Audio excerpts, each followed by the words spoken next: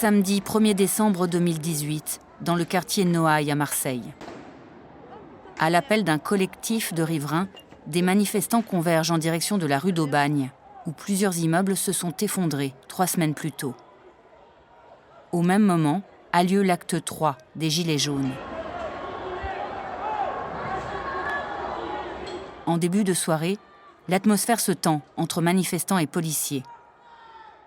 Aux barricades érigées sur la Canebière, les forces de l'ordre répliquent à coups de gaz lacrymogène.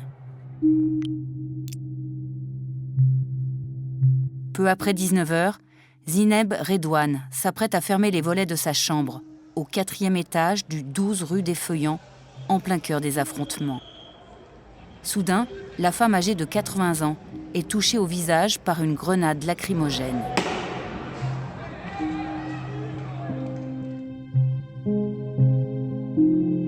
Le lendemain, Zineb Redouane décède à l'hôpital marseillais de la Conception.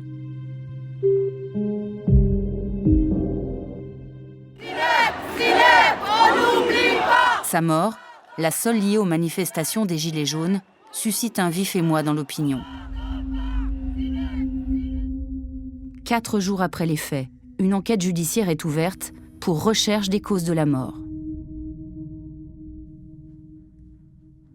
Au cours de l'enquête, le commandant des CRS mis en cause a refusé de livrer l'arme à l'origine du tir.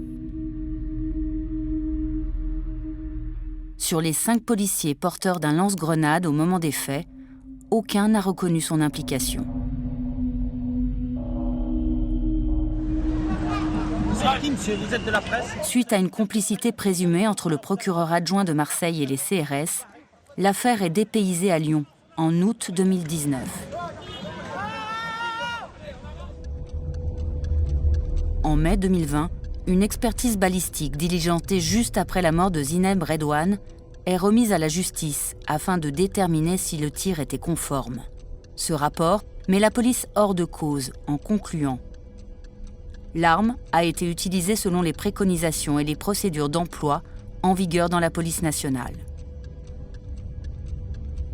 À l'aide du rapport balistique, mais aussi d'images de vidéosurveillance, de vidéos partagées sur les réseaux sociaux et d'une modélisation 3D des événements, Disclose et Forensic Architecture ont réalisé une contre-expertise des faits.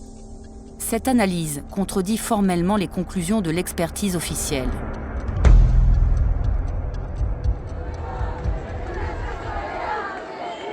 Le soir des faits, une caméra de vidéosurveillance installée à l'angle de la Canebière et de la rue Longue des Capucins enregistre la scène.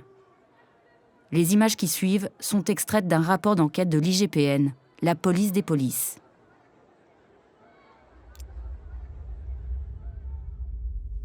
À 19h04, les images montrent une équipe de CRS faisant face à des manifestants rassemblés à l'angle de la rue des Feuillants. Les CRS font usage de gaz lacrymogène pour les disperser. 3 d'entre eux avancent alors en colonne vers la rue des Feuillants. Resté en retrait, un autre CRS lève le canon de son lance-grenade.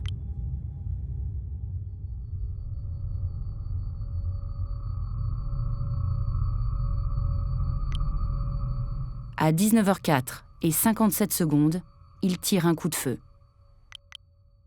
L'analyse, image par image, permet d'identifier la trajectoire de sa grenade. Celle-ci est tirée en direction de l'appartement de Zineb Redouane. L'auteur du tir remonte ensuite sur le trottoir pour laisser passer un camion de pompiers. À 19h05 et 8 secondes, il lève les yeux dans la direction de son tir. 12 secondes plus tard, il regarde toujours dans cette direction. Dans les instants qui suivent, le tireur et son équipe commencent à remonter la Canebière. À 19h06 et 17 secondes, il passe dans le champ d'une 2e caméra.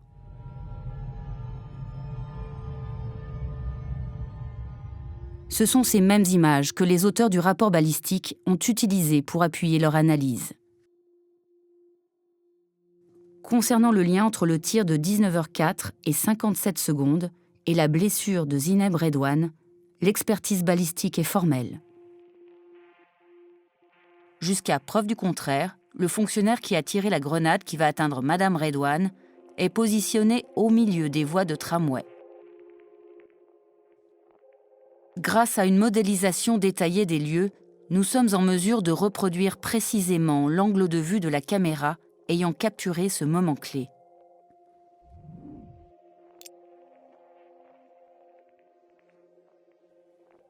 La projection de l'image sur le modèle 3D permet d'établir la position du tireur avec une marge d'erreur de 2 mètres.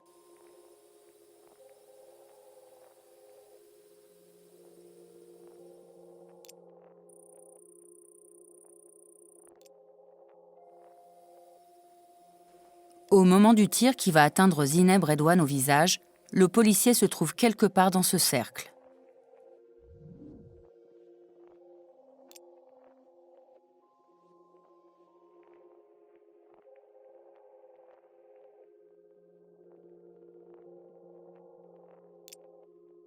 Sur la base des débris et des traces de combustion retrouvées chez la victime, le rapport atteste que l'explosion de la grenade a eu lieu à l'intérieur de l'appartement.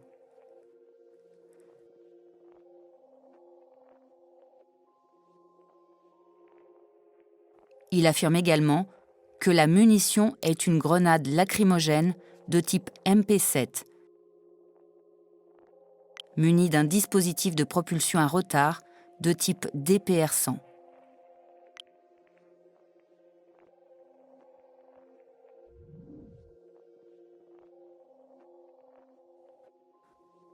Comme son nom l'indique, le DPR-100 est prévu pour atteindre un objectif situé à environ 100 mètres du tireur. Or, depuis sa position, le tireur fait face à plusieurs immeubles de la rue des Feuillants, tous situés à une distance d'à peu près 30 mètres.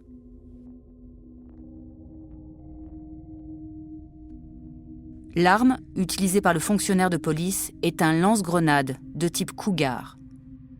Selon le texte encadrant l'usage de cet équipement, le tir tendu est strictement interdit afin d'éviter que les personnes ne soient directement impactées. Autrement dit, le tir doit suivre une trajectoire parabolique, dite en cloche. Et le document de préciser, il incombe au porteur de l'arme d'apprécier la trajectoire de la grenade et d'envisager le point d'explosion ou d'impact. Pourtant, depuis sa position et en adoptant un angle de tir compris entre 30 et 45 degrés, le policier dirige forcément son arme vers la façade d'un des immeubles situés devant lui. Une dizaine de fenêtres se trouvent potentiellement sur la trajectoire de sa grenade.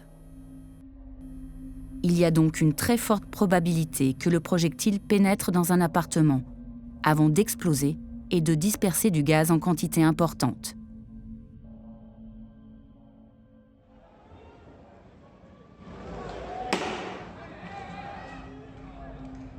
Dans les faits, le projectile a heurté la partie supérieure du corps de Zineb Redouane au bout de 37 mètres.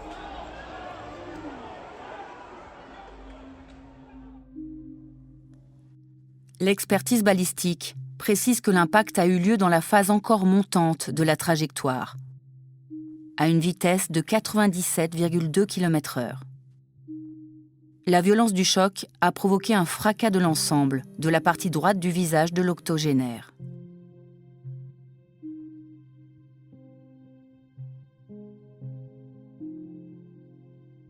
La victime a également inhalé une très grande quantité de gaz lacrymogène, la grenade MP7 étant prévue pour évacuer un espace extérieur d'environ 1000 m².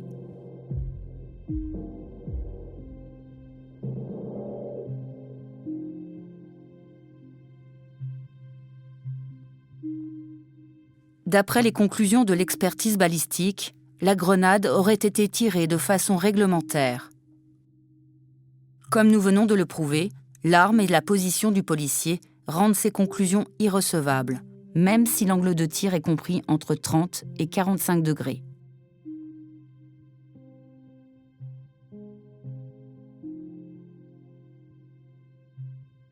L'utilisation du Cougar s'effectue sous le contrôle d'un superviseur. Celui-ci, comme l'indique le cadre d'emploi déjà cité, a pour rôle d'évaluer la situation d'ensemble et d'alerter sur les conditions environnementales susceptibles de rendre le tir inopérant ou dangereux. Dans ce cas précis, la modélisation 3D de l'environnement démontre précisément l'existence du danger au moment du tir. La justice doit encore se prononcer sur les conclusions du rapport balistique remis en mai dernier. Selon notre enquête, la responsabilité du tireur et de son superviseur dans la mort de Zineb Redouane reste clairement engagée.